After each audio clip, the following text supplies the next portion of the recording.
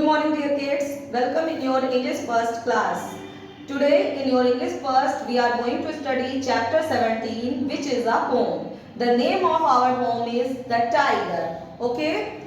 Let's see about this. Student, first of all see the spelling of tiger. You know very well the spelling of tiger is T-I-G-E-R. And you think that this is a wrong spelling? Not. Okay? Why? The reason is tiger used symbolically. The poet whose name is William Blake, he represent the tiger as a symbolically. क्यों किया है उन्होंने ऐसा? क्योंकि वो इसको indicate करना चाहते हैं, हाईलाइट करना चाहते हैं. इस कारण इन्होंने इस पोम की स्पेलिंग में टाइगर को T-Y-G-E-R से रिप्रेजेंट किया है. Okay, let's know about this. First of all, The Tiger is a short poem of very regular form and meter. First of all, let's know some points about this poem. First point is the Tiger is a short poem of very regular form and meter. In this poem उन्होंने बहुत अच्छे से एक regular form में इस poem को लिखा है. एक पैरामीटर पे एकदम ये अच्छे से आती है, हर एक लाइन को, हर एक राइमिंग वर्ड को, हर एक मीनिंग को. इसलिए हम कह सकते हैं कि ये एक शॉर्ट पोएम है जो कि बहुत ही रेगुलर फॉर्म और मीटर में है. जब आप उसको रीड करेंगे तो इसके बारे में जानेंगे. Second point, it taken from the book songs of experience. जो इस पोएम के पोएट हैं वो बुक्स भी राइट करते थे. And this is extract from the book of songs of experience. उन्होंने एक बुक, कई बुक्स राइट की हैं, उनमें से एक बुक का नेम है सॉन्ग्स ऑफ एक्सपीरियंस और उससे ये कुछ लाइंस ली गई है, ये पोम बनाई गई है जिसका नेम है द टाइगर. नेक्स्ट, जो अभी मैंने आपको बताया कि टाइगर यूज सिंबॉलिकली, इसको उन्होंने हाईलाइट करने के लिए, इंडिकेट करने के लिए सिंबॉलिकली इस लेटर्स का यूज किया है. And the last but not the least, the name of poet is William Blake. Who is the poet of this poem? William Blake. Okay, now come to the some word meaning from this poem. Now students, come to the word meaning from this chapter. Our first word meaning is bright. Bright means having a lot of light. Okay. Next, immortal, who does not die. Frame, a basic shape or structure. Seize means hold, and the meaning of symmetry is good and attractive shape. Repeat it again. Bright means having a lot of light. Immortal means who does not die. Frame, a basic shape or structure. Seize means hold, and symmetry means good and attractive shape. Now friends, let's read the poem.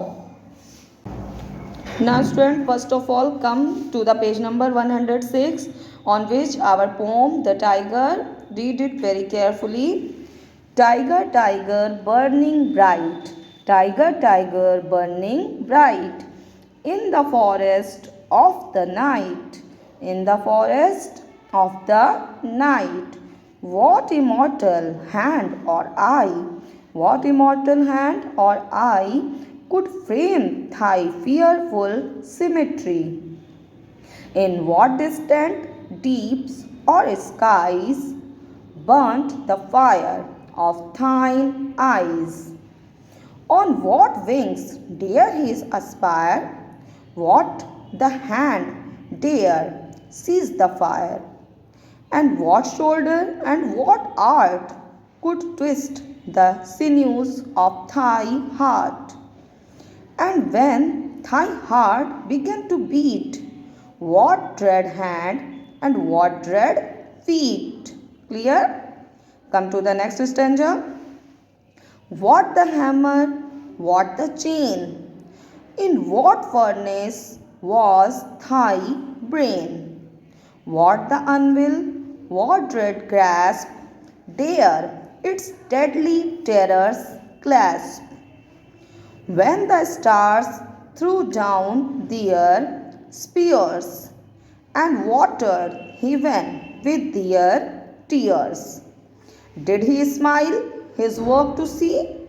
Did he who made the lamb make thee?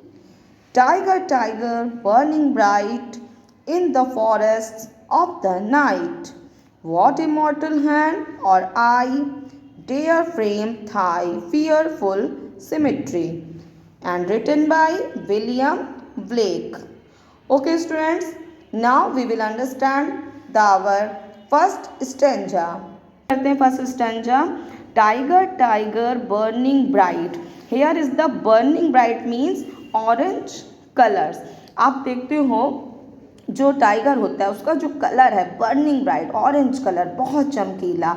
In the forest of the night. और वो इतना ज़्यादा चमकीला होता है कि जंगल में, forest में रात में भी उसका शाइन बाहर निकल के आता है. अगर वो वॉक कर रहा है जंगल में रात में भी तो बहुत ईजिली, बहुत दूर से ये आहट हो जाती है, या फिर उसका जो शाइन है वो पता चल जाता है कि किसके बारे में बात हो रही है या कौन आ रहा है.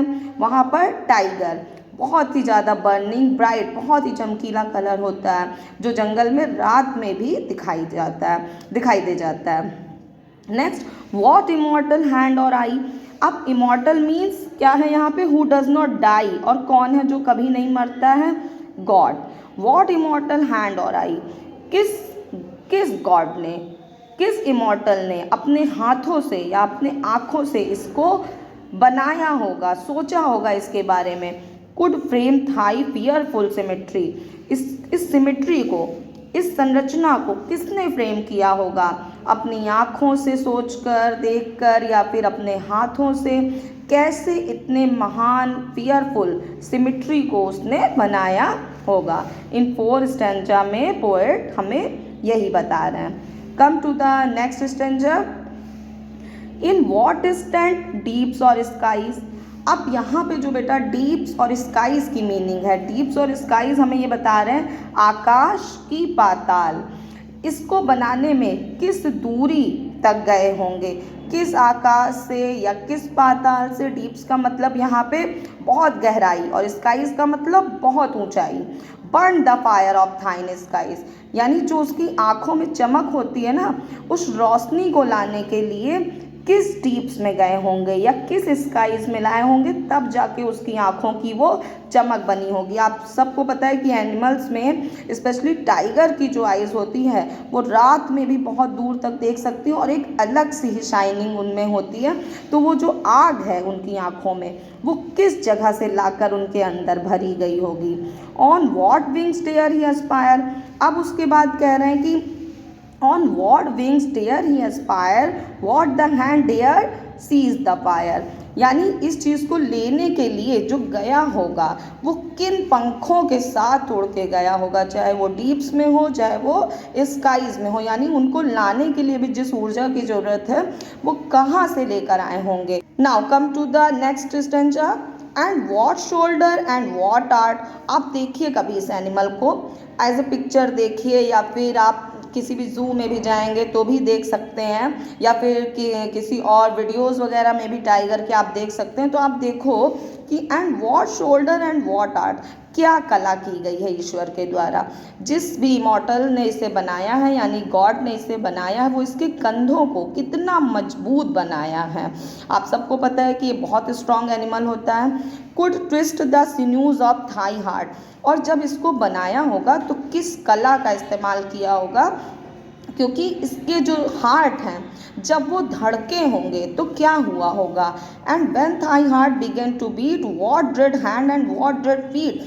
यानी जब उस हार्ट में, उन हार्ट की धमनियों में, सिन्यूज का मतलब जो हमारे हार्ट की वेन्स होती हैं, उनमें जब वो धड़कन आई होगी तो जिसने उसको बनाया है उनके हाथ और पैर कितने ज़्यादा हिल गए होंगे. क्योंकि आप जानते हो कि एनिमल क्या है, बहुत स्ट्रॉन्ग है. और जब इसको जिसने बनाया होगा उनके हैंड और उनके फीट क्या होंगे, बुरी तरीके से कांप गए होंगे, क्योंकि ये एक बहुत स्ट्रॉन्ग एनिमल होता है. ओवरऑल इज दैट स्टूडेंट्स कि ये एक ऐसा एनिमल है जिसकी बराबरी शायद किसी भी एनिमल से नहीं कर सकते अगर हम स्ट्रेंथ को देखें तो. ये अलग बात है कि एलिफेंट जो है वो इससे भी ऊंचा होता है, लेकिन एज एनर्जी जो हम यहाँ पर बात कर रहे हैं वो टाइगर में ही होगी. तो क्या बताया जा रहा है कि किस इमॉर्टल ने, किस गॉड ने इसको इतनी अच्छी फियरफुल सिमेट्री दी है कि जब इसका दिल धड़का होगा ना तो जिसने खुद इसे बनाया है उनके भी हाथ और पैर कांप गए होंगे. Okay, so students, that's all for today. I hope you enjoyed this poem. Students, read it very carefully and do the all work which is in your PDF form. Take care yourself. Thank you.